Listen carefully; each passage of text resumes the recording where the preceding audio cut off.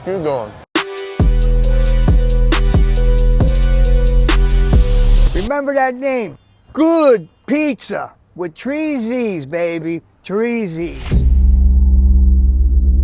What's up, fam? It's your boy JP, Good Pizza. Yo, we got a special treat for you guys this week. We went all the way to Humboldt to visit my long-lost cuisine, John Casali from Huckleberry Hill Farms. He told us his story about his growing days back in the day when he got locked up in the feds for just a couple plants on his property, to coming home like a real one, keeping his mouth shut, staying solid, and continuing his journey with the plant. This guy is a personal hero of mine. I've known about him way before I moved to California. You guys are gonna absolutely love this one. Shout out to John Casali and Huckleberry Hill Farms. Thank you so much for having us at your property. We'll see you all on the show. Good to be here, John. Appreciate you. Thanks for making the trip up and checking out the farm. Absolutely, man. You know, it's crazy. But before we do that, make sure you like, subscribe, smash that like button, subscribe to the channel. A lot of you guys watch the show. You're not subscribed to YouTube, man. Subscribe to the channel. Back to you, John. Sweet. So we're in lovely southern Humboldt, Huckleberry Hill Farms, John Casali's farm, and just a fun fact of how I found you. I mentioned to you before, but like my godmother, Amy, she read some random article about you in some magazine somewhere before 2017, and she said, "Look, John Paul, there's a Casali up in Humboldt. You should find this guy." I'm like, "Man, I should. That's awesome. Oh my God." I'm like dreaming about my pilgrimage to California, right? And I think I maybe sent you an email, sent you a DM from a couple different accounts I had. We never connected, and then like, fast forward, dude, like, I made a little name for myself. I'm a little more well known now. We kind of found each other that way, and we had some mutual friends, and like, it was just really cool to meet the fella with the same name as a man that I don't love a man more than this man, John Casali. Is my grandfather, my papa, you know what I'm saying? Yeah. So it was cool to meet you, and like, I don't know, man, this was like a full circle interview for me. And my first time at Humboldt, believe it or not. I know, that's what I was hearing, Yeah. and I'm glad you got to see this farm as your first experience in Humboldt County, and I'll take you around later and I'll show you a bunch of other farms and, different logos from them and different sayings from them. So Yeah, got dude. a cool community around here. Yeah. Let's dive into that, man. Like, take it back to the childhood, man. Did you grow up out here, like your whole life? Yeah, it's weird. I'm sitting on a licensed cannabis farm, but this is really just my home. This is where I grew up on. I moved here with my mom and my stepdad when I was 5 years old. Okay. And we really moved out of the city because we just wanted to be out of the concrete jungle and create a life of our own, really how we wanted to. Yeah. Maybe not like somebody else would create it, but however we wanted. We grew a vegetable garden.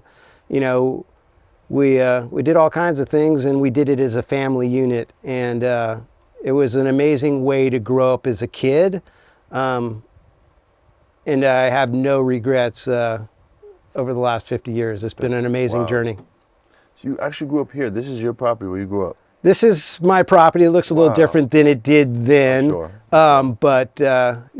It's been one step at a time, 1 year at a time. We kind of taken from where my mom left me off to adding little touches of how we wanted to create the farm. And then Rose came into my life, and then a lot of it had to be what she wanted to add to the farm and what she wanted to create. And Nice. I think we're slowly, surely, I know we'll never be done because that's just how it is, but we're creating a little piece of paradise here, and love to share it with people. Yeah, it certainly is, man. You can tell you love to share it, man. I mean, it's a property that should be shared, man. It's beautiful, man. Like, I was sending pictures to my mother earlier. She's like, "Oh, I love how they put the flowers in the pots." I was like, "That's why I sent this to you. I knew you would love that." My mother's a green thumb. She's a gardener. She's born and raised in Jersey. She grows weed in Jersey. So her garden's super dope. Like, not as cool as this, but cool. Yeah, my mom really appreciate this. My mom had a green thumb too, and she really taught me everything I knew about growing plants of all sorts, and cannabis was just another plant to me.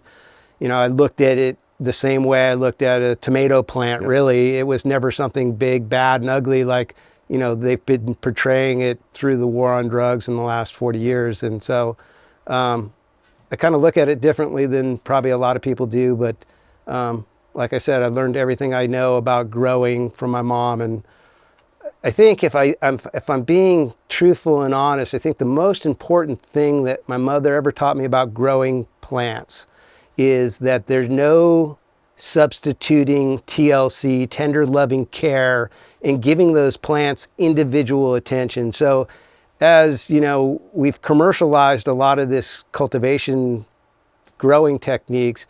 You know, people are wanting to know like SOPs and this and that. Like, I got no SOP.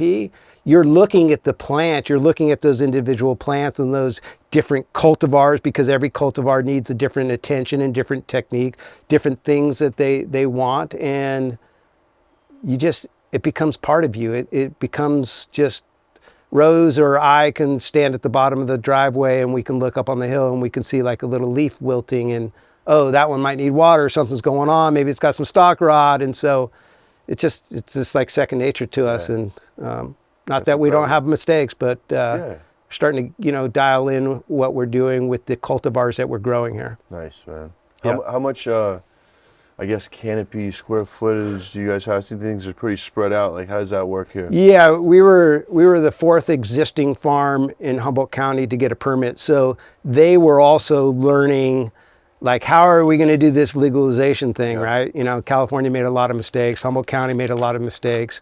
And in those mistakes, we kind of benefited, and they allowed us to put the planter boxes and the greenhouses not in rows. And so we just made this place like a design, so when people walk through it, they could follow like a little trail of weed, and we could tell stories about, the different people in our lives that made it possible for us to be here. And cool. So it's 5,000 square feet canopy. So it's one of us smaller sun-grown outdoor cultivation sites in California. And it's just big enough for Rose and I to do all the work ourselves, and we don't have to have any employees, which really helped us, keep our overhead low, and really ended up being a benefit than something that was like a bad thing. A lot of those medium-sized farms are the ones that, need employees and have a high overhead and that are really struggling in today's marketplace. Yeah, for sure. Because you're just not, and most of those farms, they move bulk work, and the price is super low right now, and it's hard to, the new pricing is messing up the old business model, Yeah. Sucks to see it, man. Yeah. So you grew up around cannabis, clearly. You grew up out here. Like, what was what was like your childhood like? What was like the high school like? Like, what was it like up here, bro? So one of the more popular sayings around the neighborhood was loose lips sink ships, right? So learned from a very early age that, when we were going to school, that it was funny how that all the kids' parents were carpenters. Like, the parents told the kids, hey, just tell them we're carpenters, because you didn't want to go to school and you didn't know who you were talking to, and maybe they tell the wrong person. Yep. And long story short, maybe, you end up getting your parents in trouble for growing cannabis. Yeah. And you did share those stories with your close knit friends, but in general, we were all carpenters, and really came of a way of interacting with people. You never ask them, what do you do for a living? Because they're going to tell you they're a carpenter anyway. So why force them to lie to you? But that's funny, bro. We didn't only grow cannabis. We also were part-time commercial fishermen. We fished for, albacore, tuna. We fished for crab, Dungeness crab, salmon. My stepdad was a part-time logger. Okay. And even on some of those winter months, when maybe cash was tight, we would cut firewood in the wintertime and sell it for $100 a cord to a local merchant in town. So that, coupled with maybe growing a little cannabis, we were able to make it to the next year. And being happy and making it to the next year was really the ultimate goal of all these community members around here. It was never to get rich and have all this money. It was to be happy, and that's a lot harder to get than getting a bunch of money. Yeah, that's the true riches in life, bro. Absolutely. That's awesome, man. Yeah. So, during your come up right after high school, what happens? I know you fell victim to, the war on drugs on the cannabis side back in the 90s, was it? Yeah. in the 90s, right? You got into some trouble with this? Yeah, you know. Am I going too far ahead? No, you are. I'll back it up a little bit if that's cool. Yeah, you know, please, please. Yeah. So after learning how to grow with my mom, really fell in love with growing a plant, any kind of plant, especially cannabis plants. And we didn't know everything about how these plants responded to different things. So we were experimenting and doing different things was really something I was really addicted to. So like we would be putting birth control pills in the planter boxes during flowering because we heard the rumor mill that this would make the buds harden up. Or we would drive nails through the stalks, you know, a couple weeks before harvest because we knew it would stress those plants out. And we thought maybe, we didn't even talk about terpenes back then. Maybe it would make the plant smell better. I even remember, well, the next thing that next year we did was we were pulling the plants out by the root ball, and we were putting those root balls in boiling water because we thought all the smell would go up to the top of the plant. Yeah.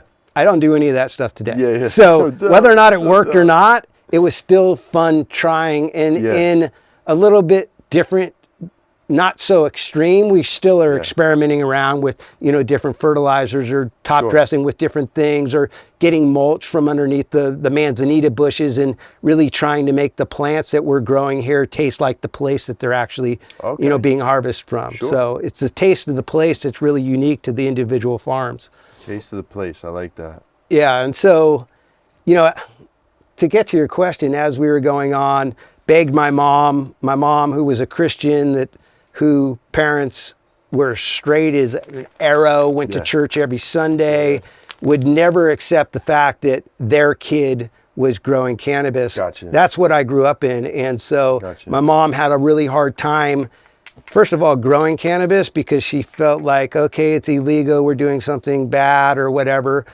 But letting her son do something that was illegal that maybe he could possibly get in trouble for was really something hard to convince her that would be okay. And finally, at the end of the day, when I was 15 years old, she said, hey, look, okay, you've been wanting to grow your own plants and doing it your own way. She gave me 10 plants. Nice. And at the end of that year, she took those plants from me. She ended up helping me dry it and sell it. And I think I made like 12 pounds or something. I think it was like 10 or 15 grand at the end of the day. And I put a down payment on 11 acres on the Eel River at the age of 15. And so from that point forward, I was just addicted to growing, and, you know, one plant led to two plants led to 10.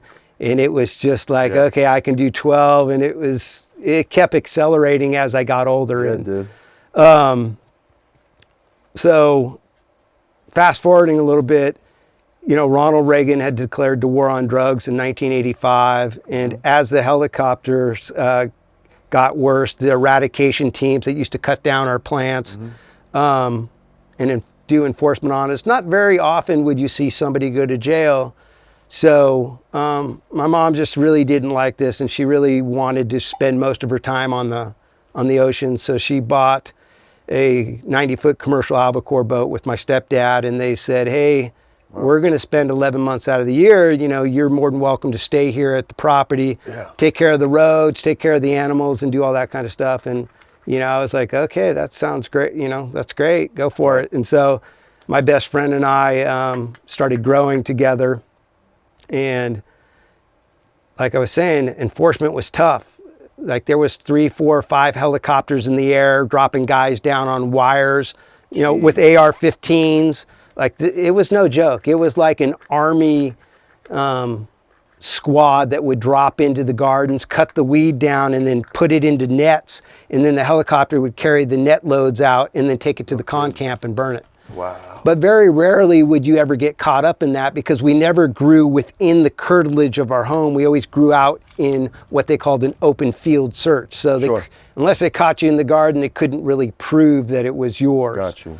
And so, you know, having grown up in the hills and done a lot of fishing and hiking and all those fun types of things, we were pretty naive to the real world and what that really entailed. And our game plan, if there was ever a game plan, was if we get busted for growing weed, we'll probably get probation because everybody in Humboldt County that I knew grew weed. Okay. And then from that point forward, we decide how to go forward with the rest of our life. But when you're selling weed at the age of 20 for 55 to 5,800 a pound, you know, if you could make 20 pounds, God, you had the whole rest of the winter time to go play, fish, surf, do whatever you want. It seemed like the risk was worth the absolutely the whatever. The so reward, worth the reward. And so to fast forward a little bit, we ended up What's up, pizza fam? It's your boy JP, Good Pizza. Check this out. I've been getting a lot of questions on where I can find the fire Good Pizza. Check this out. We got you covered. We're in NorCal, SoCal, Central Valley, San Diego. We got you covered on the slices. Peep the list. Go check out the shop. Tell them Good Pizza sent you. Peace, love, Good Pizza.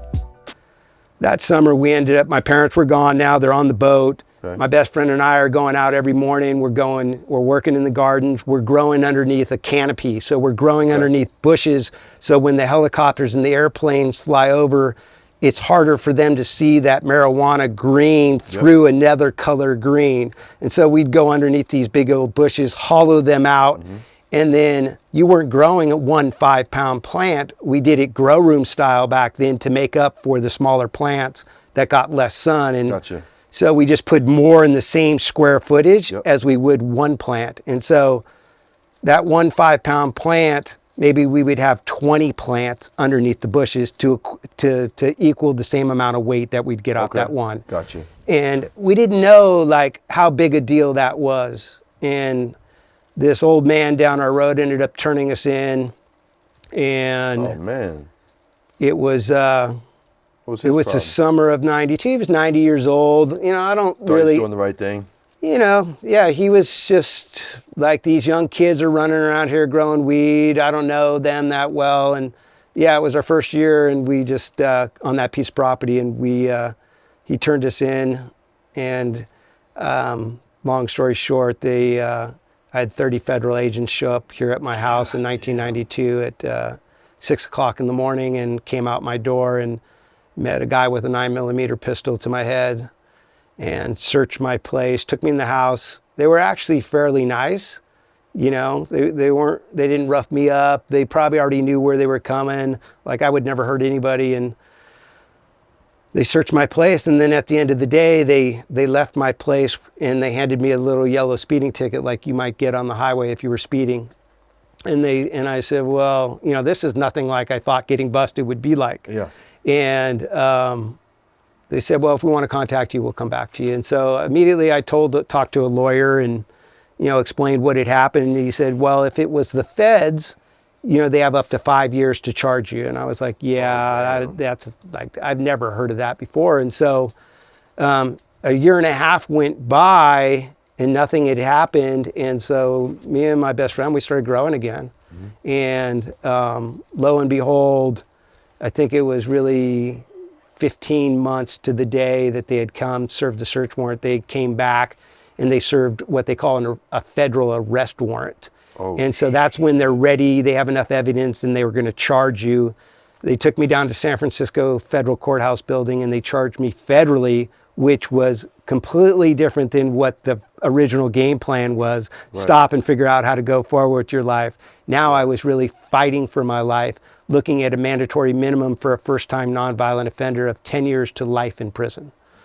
And, you know, saw a lot of movies, know that the scare tactic is real, know that the feds really want you to cooperate with them. That's their main goal. They don't want to put a weed grower in jail as much as they would rather have me turn in all my friends and maybe they find some cash somewhere else, or maybe they get a bigger bust or a bigger fish. And, you know, I want to say that was the easy decision not to cooperate. But as a 24-year-old kid, when you're looking at 10 years to life in prison, losing everything that you have, basically, it's not that easy of a decision. But because of the way I was raised and the value system that was instilled in me was that you do the crime, you do the time. And these weren't people that I didn't know. This was my community and this was my family.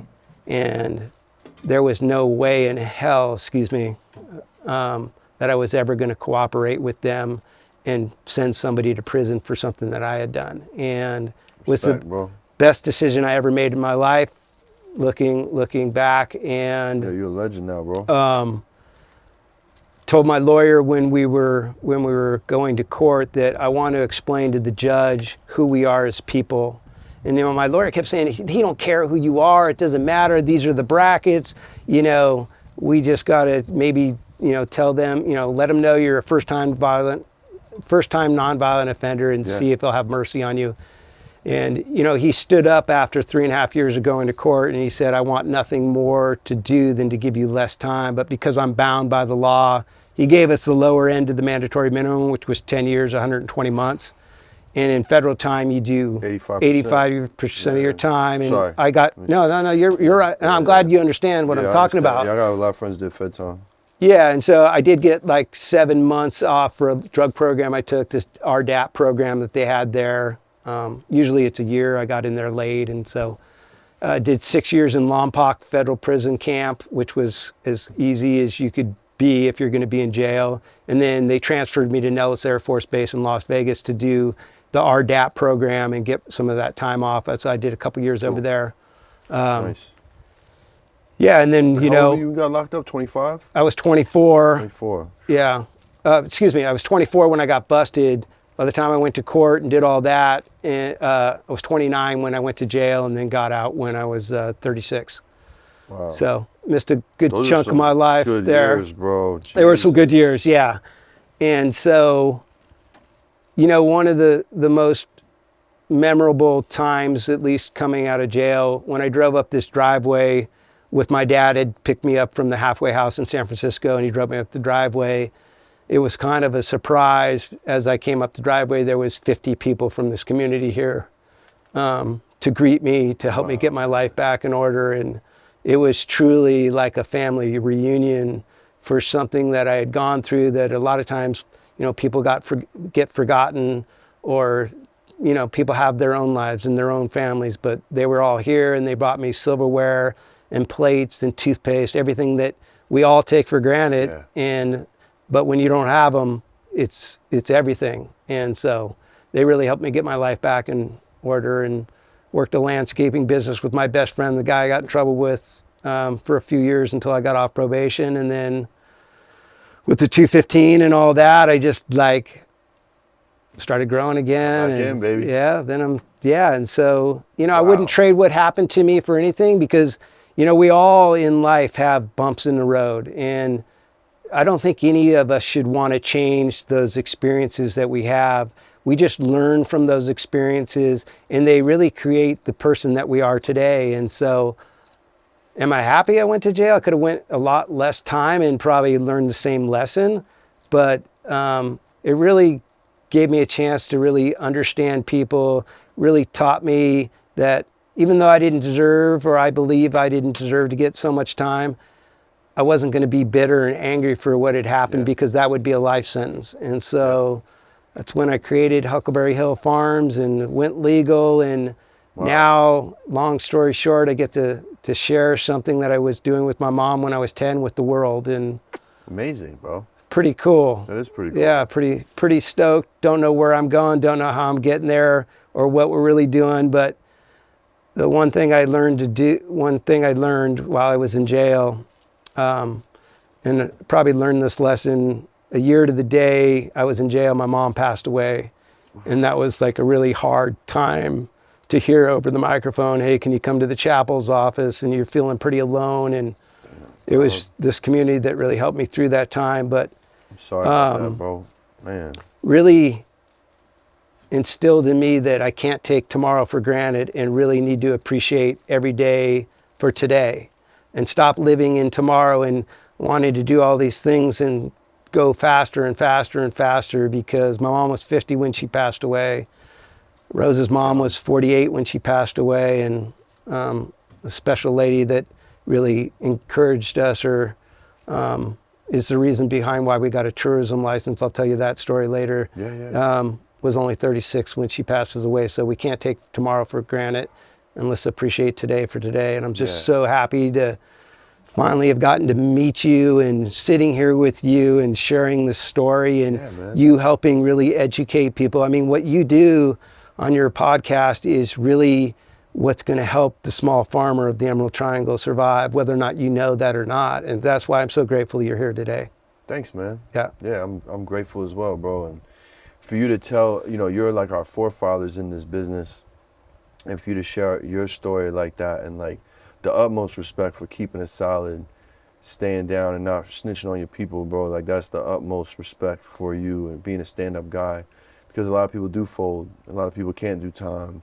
And, you know, I got guys, you know, shout out my bro Sean, who's done time for me. I wouldn't have seen my first son born if he would have kept his mouth shut. Yep. I mean, or he wouldn't have kept his mouth shut. So, like, man, that type of man is a dying breed, you know? Thanks. And, you know, and to hear you say that you wouldn't have changed it, like, that's crazy. Like, I know you learned so many life lessons as a man. I mean, those are critical years, bro. Like, 29 and 35, that's a good chunk of your, you know, your man. Yeah. Your manhood. Probably really what determined me not having kids and, you know, all that kind of stuff. Yeah. But just along those lines, what you said, you know, when I walked into the prison camp, you know, the max time you can have to go to a camp is 10 years. So I had the longest prison sentence when I walked in there.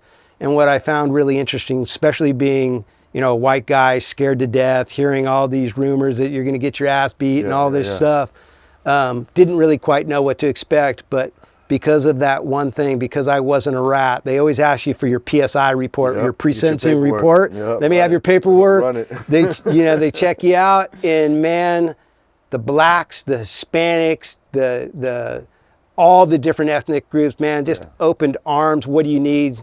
I got you.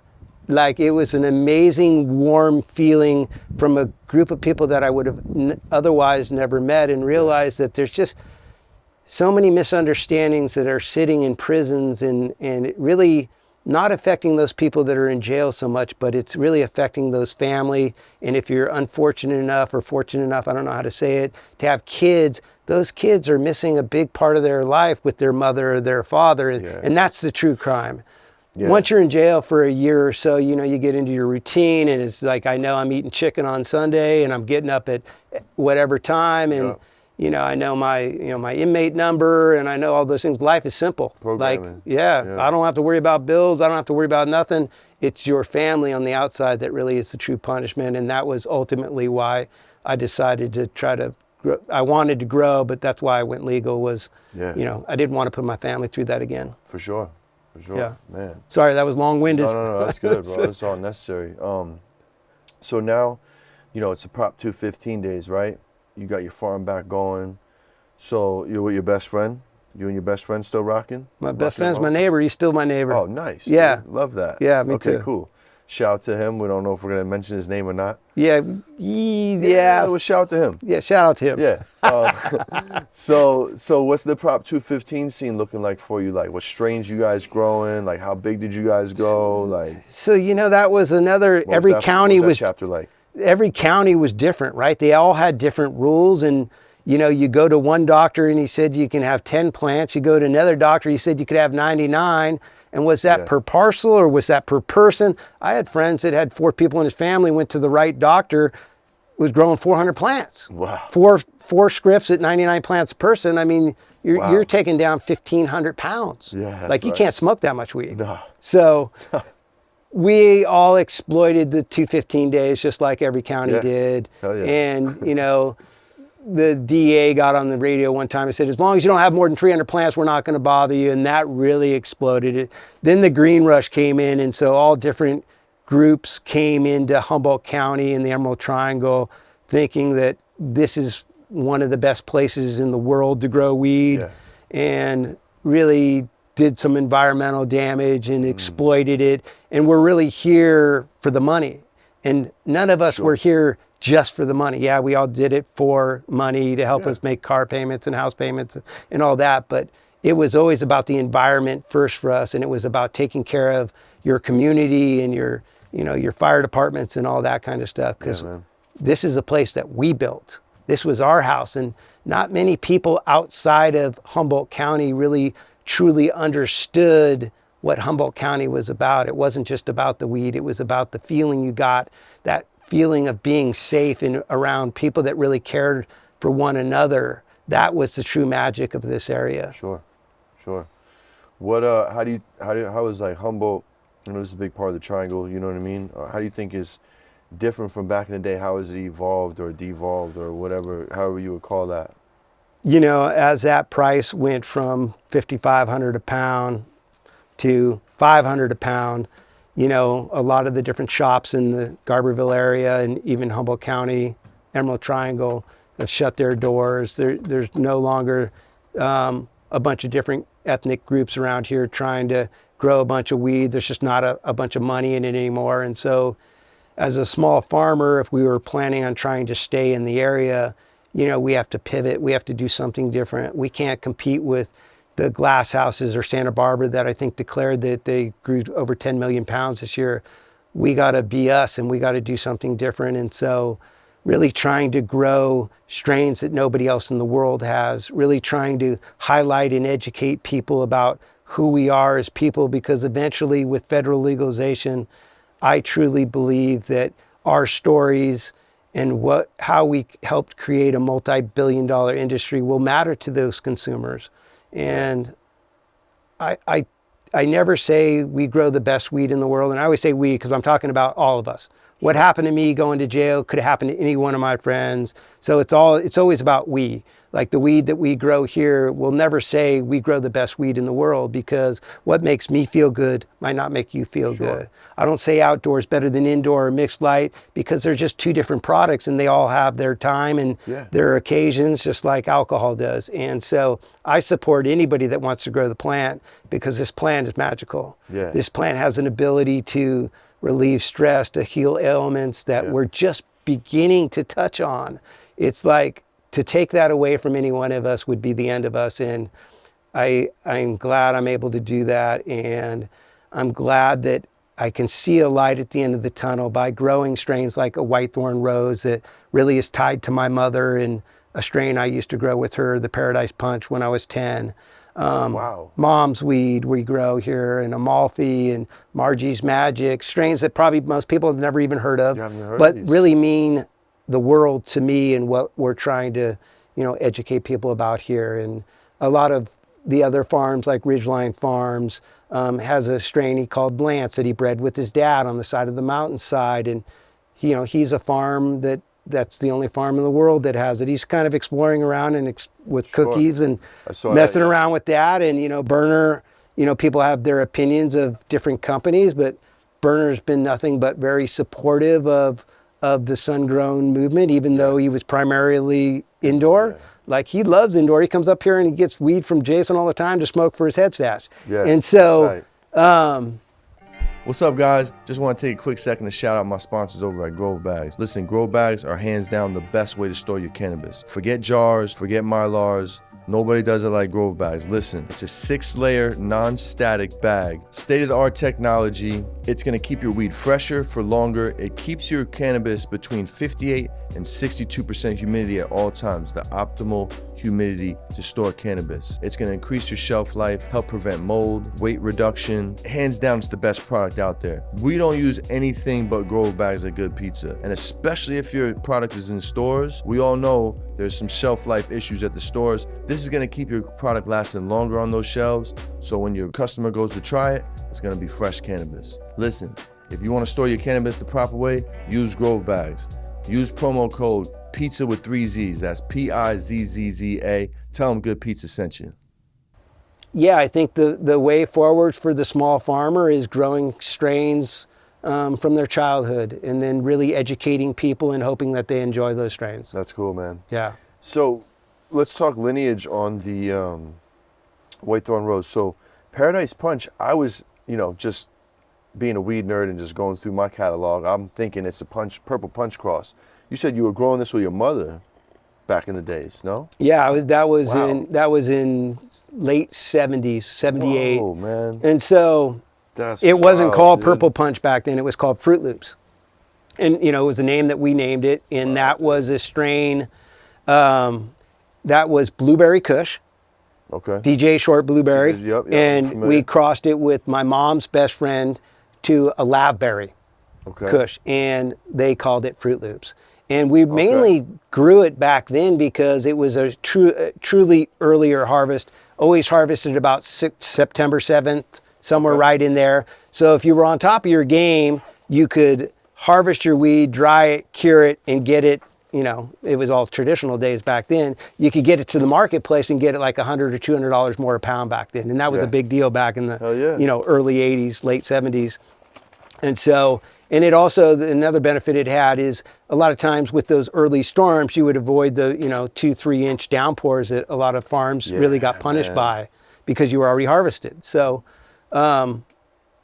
you know, we decided early on that we were going to make this farm and really shine the light on my mom and everything that she taught me. And Amazing. we breed with our nursery license. We're able to breed every strain that we grow here to that original Fruit Loops or Paradise Punch. Tight. And so I crossed the Lemon OG that I got from a good buddy of mine, Pete, crossed it to the Paradise Punch. And we actually came up with, you know, multiple different phenos. That's early on when the marketplace didn't care that, you know, White Thorn Rose didn't look exactly the same. It was okay. But then all of a sudden they said, hey, White Thorn Rose needs to look like White Thorn Rose. And so we had to really make mothers and start growing with clones opposed to seed strains.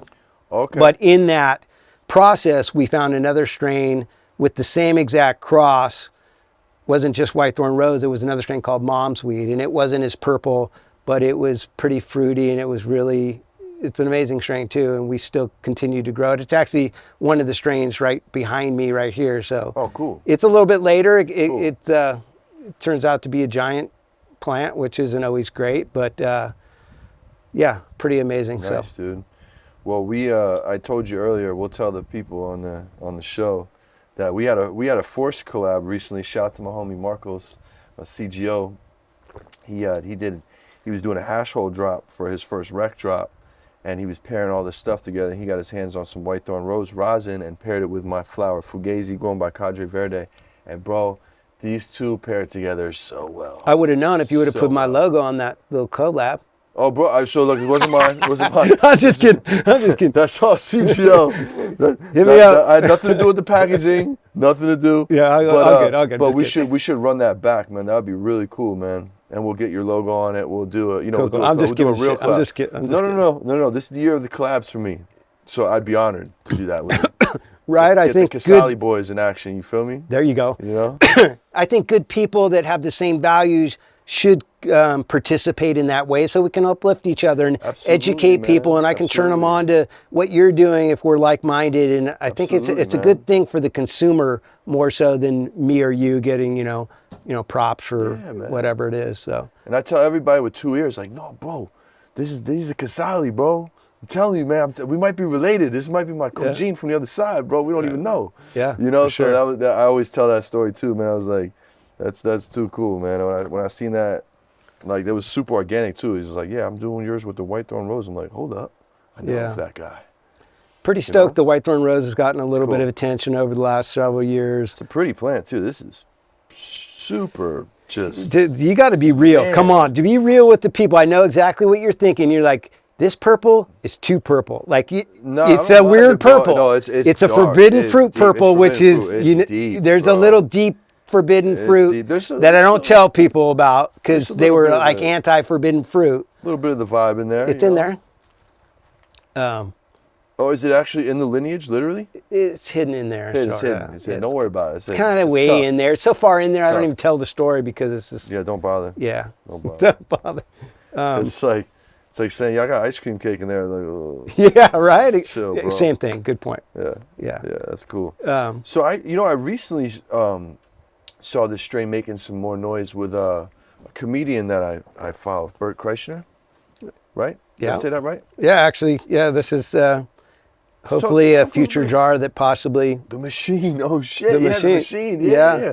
So tell me a little bit about how you guys linked up and how that all came about, man. That's pretty cool. He loves your weed, bro. I know. I feel pretty fortunate That's and, fucking cool, and so man. grateful for the attention that he's brought to the farm Yeah, and that man. strain. But and it goes back to it goes back to jail, and it goes back to making a difference in people's lives, Sure. no matter where you're at. And so once a month during the summertime, we participate with the Gangier program, who really educates people on terpenes and cannabinoids and just all aspects of the plant, hash making with nicotine, and cool. yeah. So, and you know, Kevin Georgery and Amanda Ryman, and they got some really, really sharp people on there in that program. And so because we have a tourism license, they come here once a month with a class. Sometimes there's up to 15 to 20 people that come at a time. And, you know, we talk like you and I are talking. I try to educate them about other farms in the Emerald Triangle area and, you know, really what we went through to get to this point. And unbeknownst to me, after every class, you know, a lot of times at the end of the harvest, we leave a bunch of branches on the plants, and then a couple weeks later, when we have time, we cut them down, dry them, cure them, and then I stick them in a box. And I'd love to share that with people, or roll some joints for 420 and like second, third cut kind of deal. Yeah, second or third cut, you know, a little area or whatever. But still an amazing smoke. You can never tell the difference. And so at the end of one of these tours, I always like giving them a little baggie, a little small sandwich bag, Ziploc full of this stuff, untrimmed, so they can trim it themselves. They can touch the plant. They can touch the bud. They can smell it.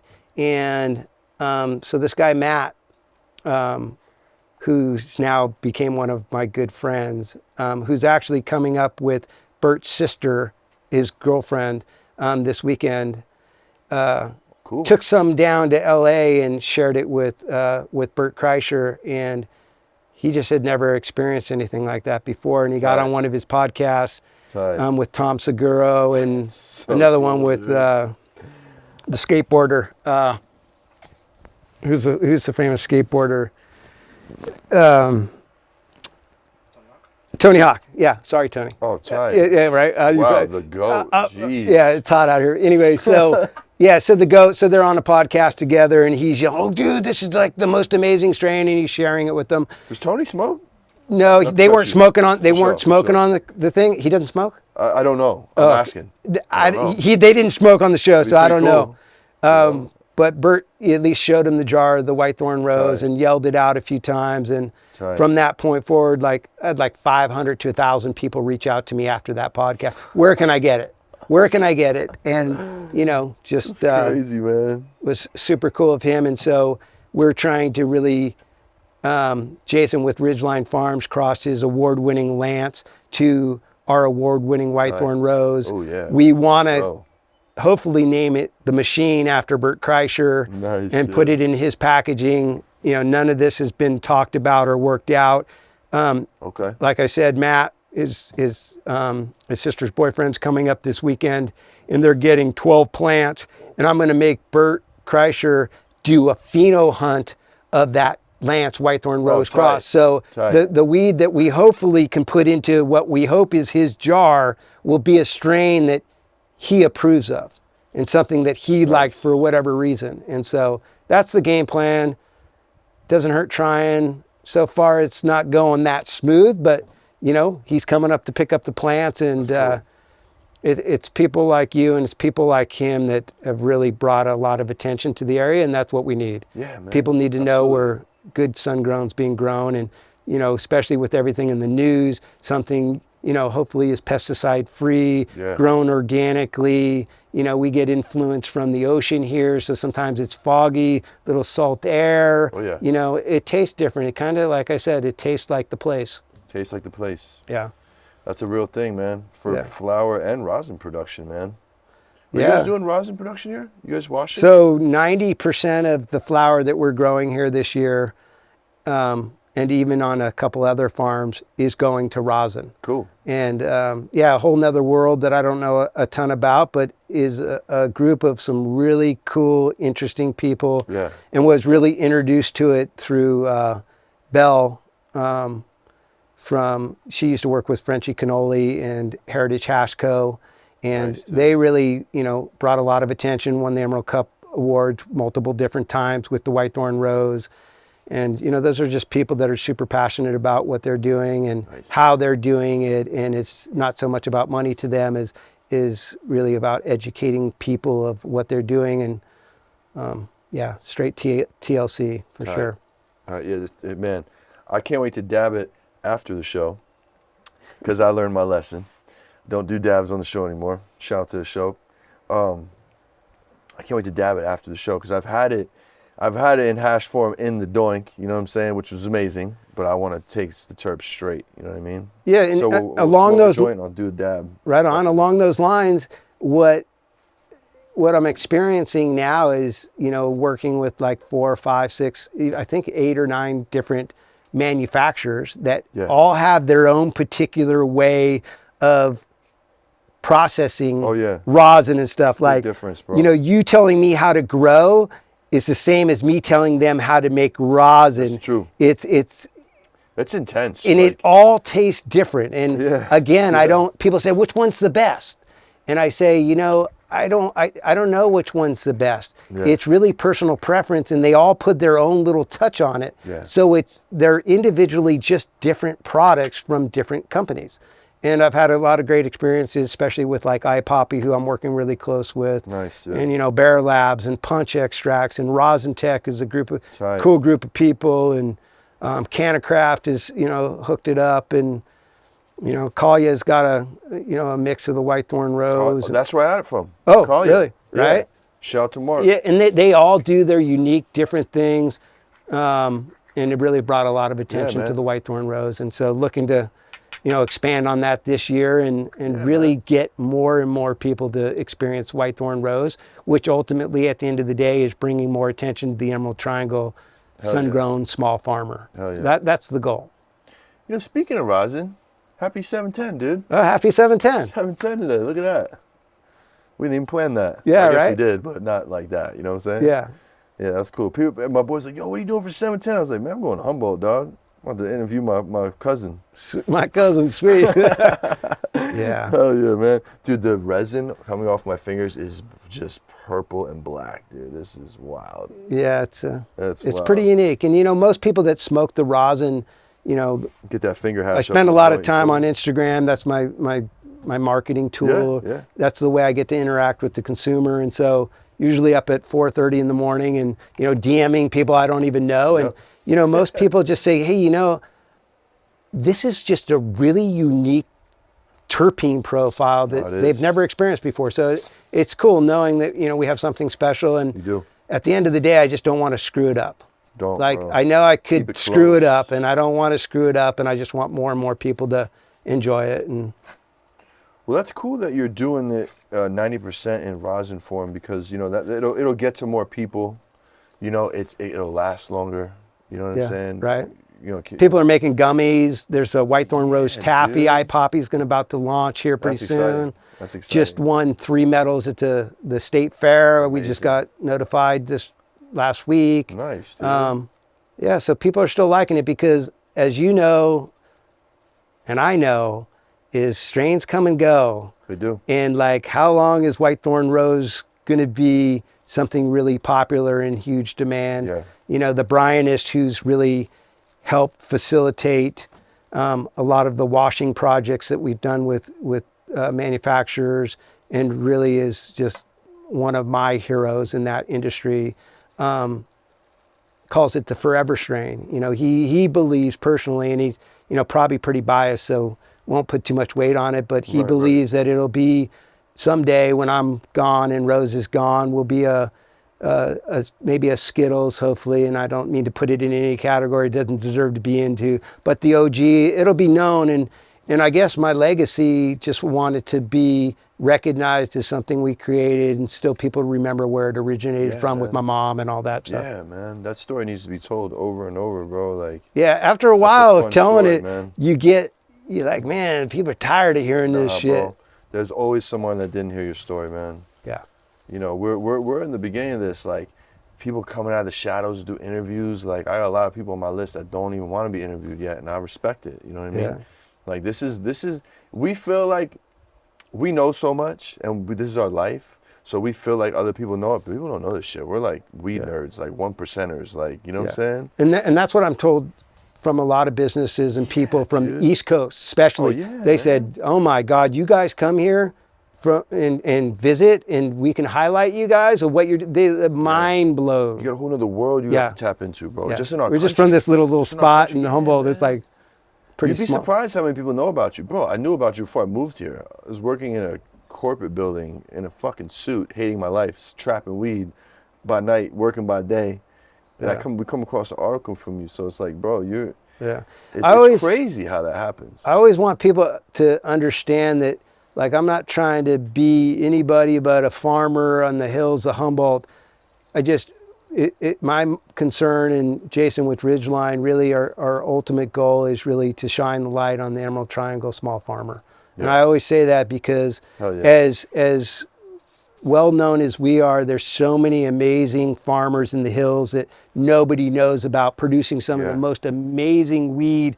And I hope someday they feel comfortable, maybe coming out and sharing their story and really sharing their genetics with people.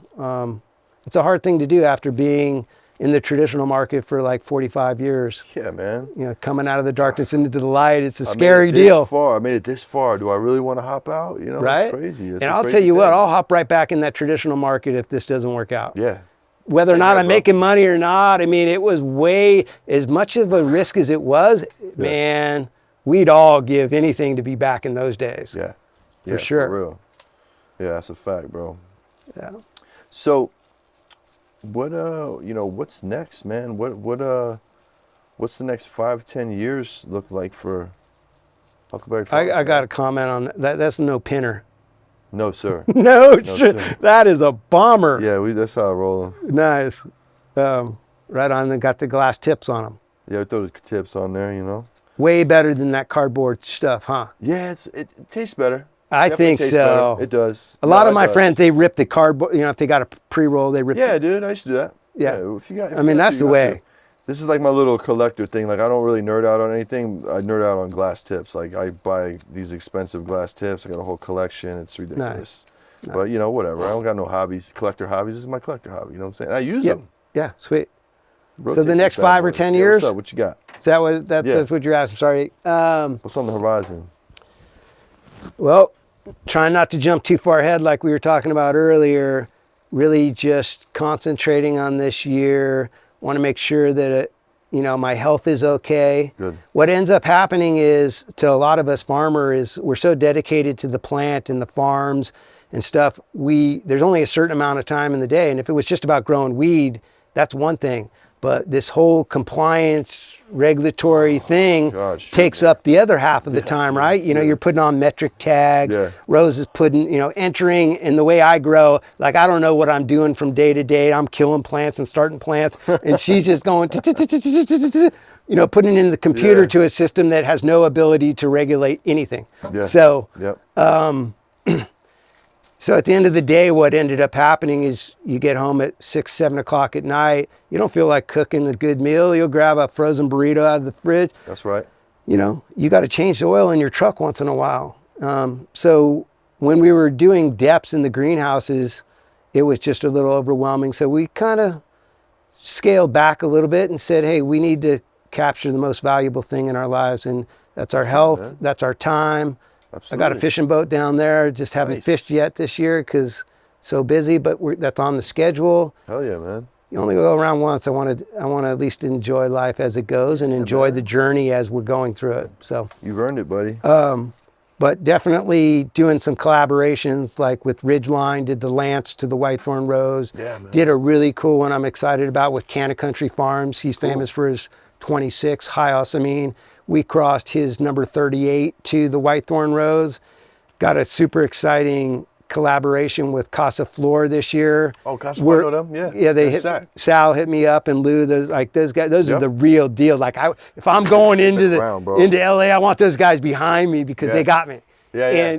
And so they've been around. They got a unique strain with unique genetics and stuff that they're still testing out. Yeah. Pretty rare, that they wanted to breed to the White Thorn Rose. So, I'm not trying to hoard it or anything. I want people to experience, and let's see what the next White Thorn Rose or what the next version of the White Thorn Rose looks like. Yeah. And so I want to do that with those kind of people. That's cool. Going to do something with Moonmaid Farms on the east side of Humboldt. Tight. Going to do an Island Rose. The collaboration with Canna Country is called Country Rose. And then the other one with Ridgeline is called Ridgeline Rose. So there's a lot of new roses. I know Jerry Savage with Savage Farms has a Savage Rose that's not with the White Thorn Rose, but it is fire. So there's some cool stuff out there in the hills. Nice. I love it, man. What would you give to, oops, I dropped the paper. What would you give to, what kind of advice would you give to somebody like, you know, just coming up in the cannabis game right now? You know what I mean? Kind of just getting started, getting their teeth, sharpening their teeth. In the legal market? Traditional, legal, whatever that means to you. Well, probably most of the people you're talking about have grown their own plant. But for a lot of the people that I take care of, never grown a plant before. Yeah. And I would rather those people not buy weed $65 for a quarter at a retail shop. I would rather them grow their own. Yeah. That's where the real magic is. When you start a seed and you watch that little tail come out, and then you plant it in a little 6-pack tray, and then you transplant that into a bigger pot, and you grow it throughout the life cycle. And that plant is strictly determined on your ability to take care of it and to nurture it. And the better and more attention that you give that plant, the better it will come out in the end. Yep. Then you harvest it, dry it, cure it, trim it, and then the magic happens when you share it with one of your closest friends, and you look over after you're done smoking something you created and you see him smiling or laughing out of control. That's the magic. And you can tell somebody that, but to experience it is a whole nother level. Yeah. And I want people to experience that. Yeah. That's amazing. That's it right there. That's it. That's the magic of cannabis, you know, and the process and the journey of seeing it all the way through from seed. That is a special. You know, that's why you're sharing your weed with me. Yeah, man. Right? Yeah. You love what you produced, and you want to say, hey, check this out. Check this out, yeah, man. It's cool. Fire. Same thing with the White Thorn Rose and you. Like, that's great, man. Yeah, it's pretty cool. What do you got, a lighter? I normally have a lighter or a torch. Torch preferably, but I'll take a lighter. Oh, my God. Good luck in the wind, right? Yeah, right. That's cool, man. Not too bad. No, not too bad. Yeah, so. Not too bad at all. So let's talk about your first time smoking weed. Somehow we mowed past that, bro. It's about your first time smoking weed. I usually ask if your parents are cool with it after. We know Mama was cool, right? Or no? Yeah, Mom was cool. Okay, for sure. Mom was a Christian, right? So Yep. along those lines, you know, for some reason, I always had it in my own mind. It's not something that she said to me, but I never, because the way she was raised, you know, drinking and smoking was kind of frowned upon. So I never really smoked in front of my dad or my mom. That's cool. Ever. Never had a beer in front of my mom in my life. Wow. Yeah, weird, odd. It's all good. Yeah, so, but she would indulge occasionally. My stepdad would indulge occasionally. Nice. My dad was just a full-on stoner. Wake up, start smoking weed. Like, that's just me and your pops all day, along good. all day. Yeah, right. That would have been my weekend smoking buddy. Yeah, sweet. Yeah. Yeah. That's tight. So your first time smoking? So how'd it go down? That's where we're going.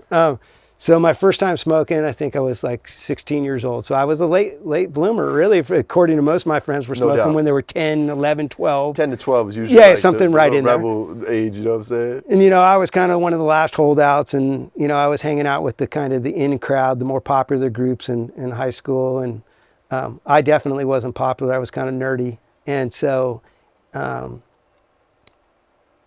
went to a party with one of my good friends, and I knew I didn't have to go home the next day or that night, and I could hang out the next day. And so my friend Tim boasted one up, and I took a few hits, and man, see ya. It was great. It was like, amazing. So did you get high the first time? Yeah, I got pretty high. Cool. Yeah. Some do, some don't, high. you know? Yeah, you know, I probably wimped out, didn't fully inhale. Yeah. You know, was probably a little nervous, but I got enough to make me come back.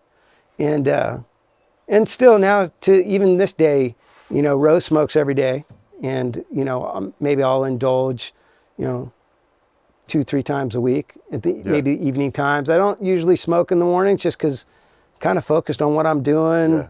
You know, my drug of choice is probably coffee. You know, I drink a lot of coffee walking around in the mornings, watering the plants. And, but yeah, I smoke, a few times a week for sure. Throw that in the shade, bro. It's too hot. Yeah, probably getting hot. Too hot. Got the thermometer on. Put it in the ice chest too. Put an ice chest, bro. Yeah. We're out here in Humboldt. It's hot. Boys Going and through that girls. heat stretch. Going that heat stretch, baby.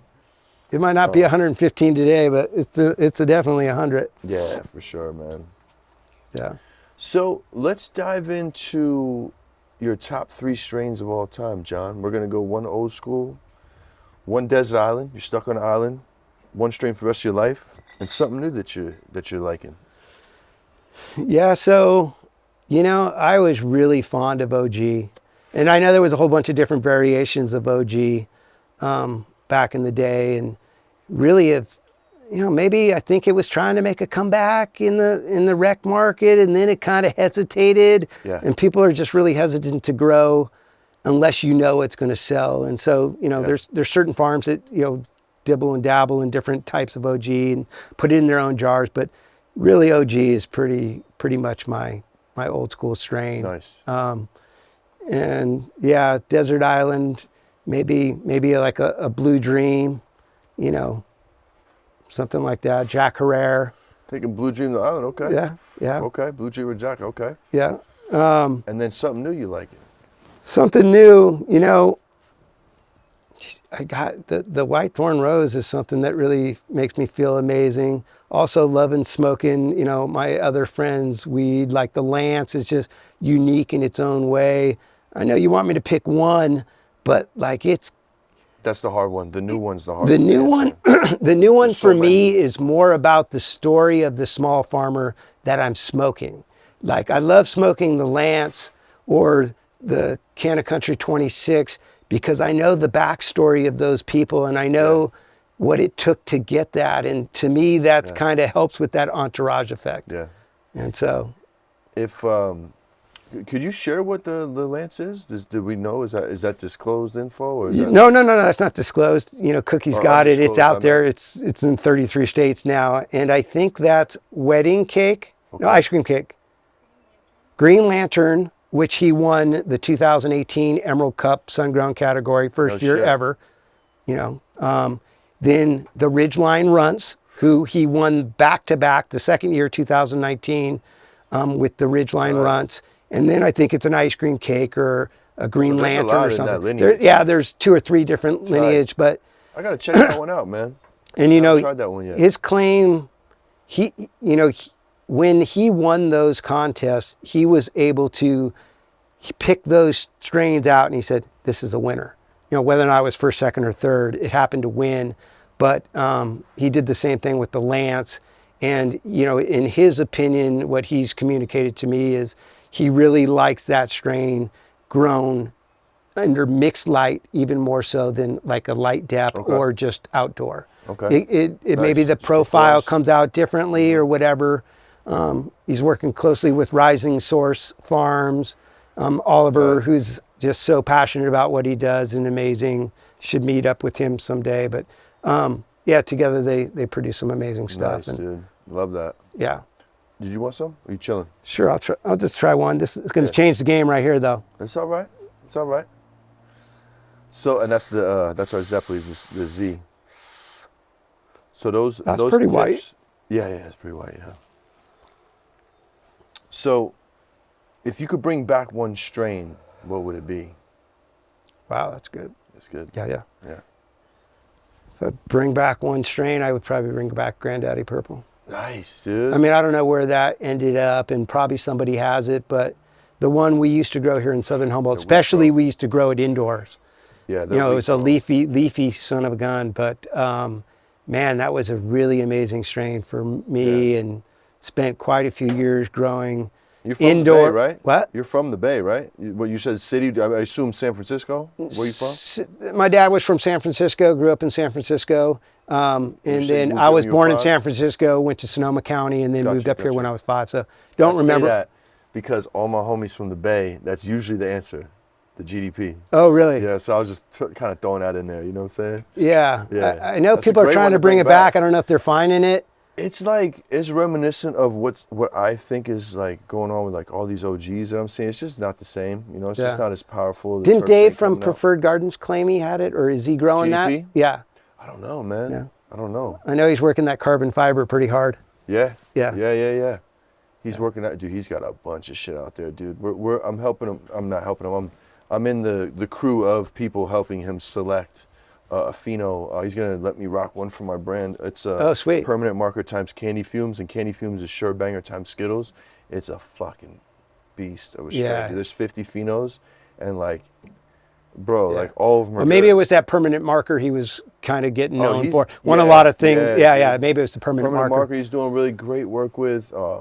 Laser Gun, which is the Georgia Pie times Skittles. He's doing great work with. Like, he's fucking killing it, man. Yeah. He's a machine. You know what? And I met him one time at the Bright Spot, and Yeah. just, you know, we were talking about meeting people and being able to, you know, feel their vibe. And you know, he just has such a great vibe about him. He's really humble, and you can tell he's just super passionate about what he does. And those combinations right there really produce some amazing weed.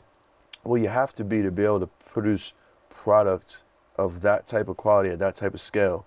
You know what I mean? What he does is fucking unreal, dude. I've Scary. toured all his, you know, his depth facility, his greenhouse facility, his indoor facility. He's just, I like working with professionals and like people that own the space they operate in. You know what I mean? Yep. And like real pros, and it's And cool, he's man. there. Oh yeah. Yeah, he's not like he's removed he's from there, the. dude. He's there working Sure. it. Yeah. He's a hard fellow to get in touch with and even Sweet. like go see. You know what I mean? He's Sweet. so busy, man. I love it. Cool. He's doing what he loves, just like we all are. you Yeah, know? for We're sure. blessed, bro. Yeah. We're blessed. So, John, if you could smoke with two people, one that's dead, one that's still alive, who would they be? Well, if we're gonna pick one that's alive, definitely Willie Nelson. You know, my first. Solid, bro. Yeah, he's solid. Or you know, of You course. met him? Have you met him? Yeah, I met him. Nice. And I met Figured. Snoop too. And so, you know, Snoop's right there too with him. I got their autographs on Tight. some stuff. Tight.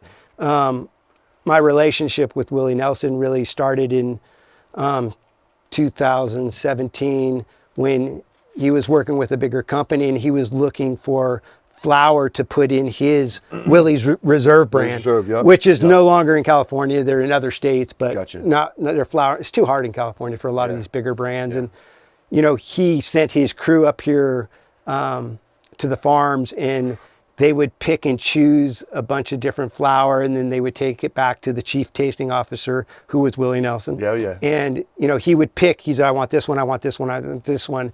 And that year we were growing 4 strains, and he picked 3 out of the 4 strains. So coming out of the darkness to traditional days, and then all of a sudden having 3 of your strains you bred with your mom to be in a Willie's Nelson jar was a pretty pivotal moment and That a is pretty sick, amazing dude. time for me. And so Willie's definitely that top guy. And, Beautiful.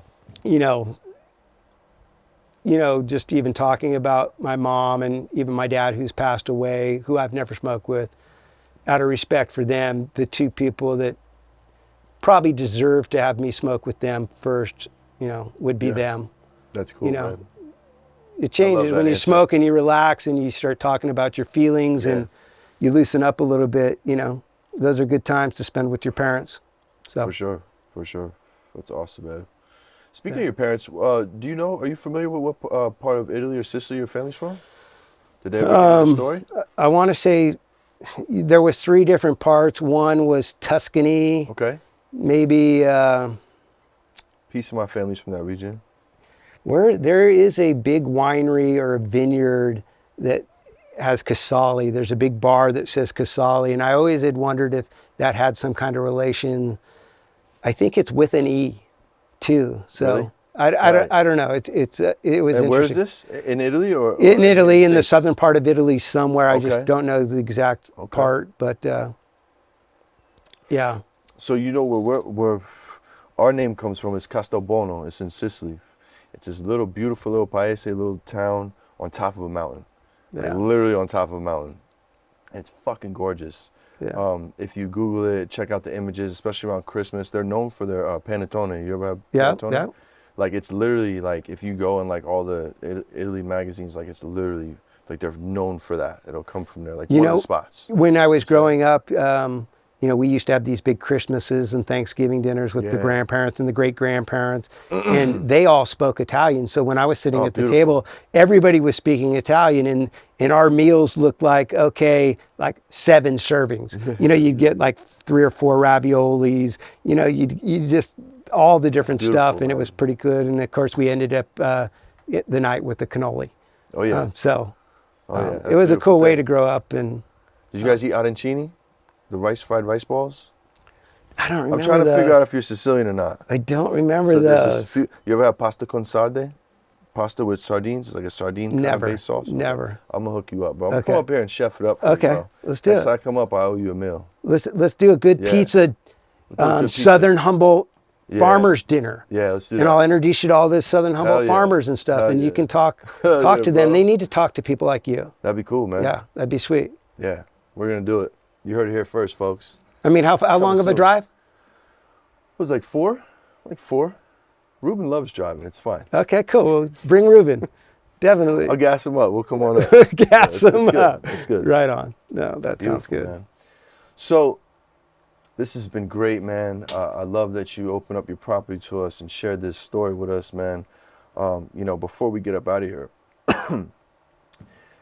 I would like to know if you could go back to the young you, excuse me, the day before you jumped in the game, started growing weed, whatever, what advice would you tell you?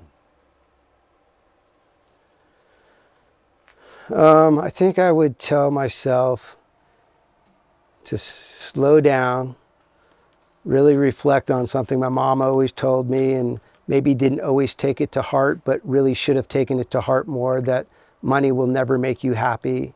And it's really about friends, family, and community. And that's the most valuable thing at the end of the day that we all have. And whether or not we recognize it or not, I think I always did. I think I would have wanted to maybe let them know and appreciate them more. Even though I know they did, there's still more you could always do. And I really try to make a point of making sure that the people that I love around me and the community around me knows how I care for them. Yeah, man. Yep. Thank you, man. And selfishly, I'll take that as my lesson, bro. Like, you being an elder to me and like one of my OGs, one of my forefathers in this game, man, that's very valuable. Dude, how old are you? I'm only 40. Yo, I'm 30, bro. Okay. 31. I'm 31. Okay, I'm a little older than 40. I can lie a little bit. Same here, bro. Yeah. I'm 41. Okay, I'm not telling you. No, don't tell me, bro. It don't matter. Listen, I heard a very, a little game from an older fella. He's like, bro, until you're 45, bro, you're 40. 43, 42, who cares? And when you're 45, you're 45. Chill there till you're 50. When you're 50, just chill at 50 till you're 55. I was like, all right. Well, let me tell you this. I'm going to give you some insight, Give me. because you don't know it yet, but you're going to know it.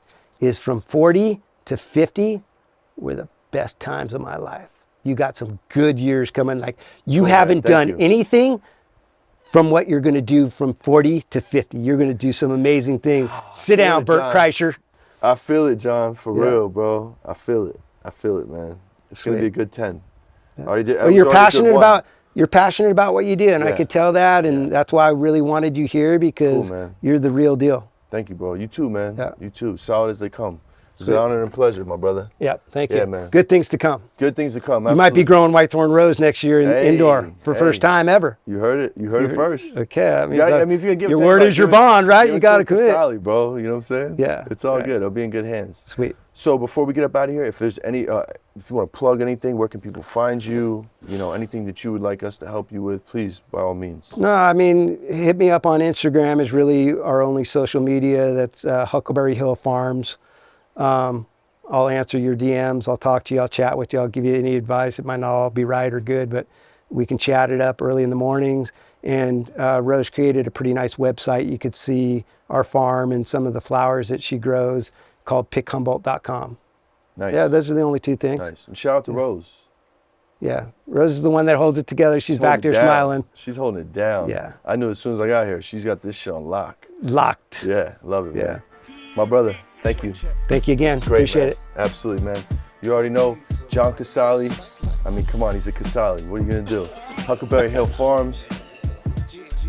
He said everything that needed to be said, man. Tune in, like, subscribe, follow the podcast. We appreciate you guys. Thank you so much to my Patreons. Couldn't do this without you guys, man. Peace, love, good pizza. We up out of here.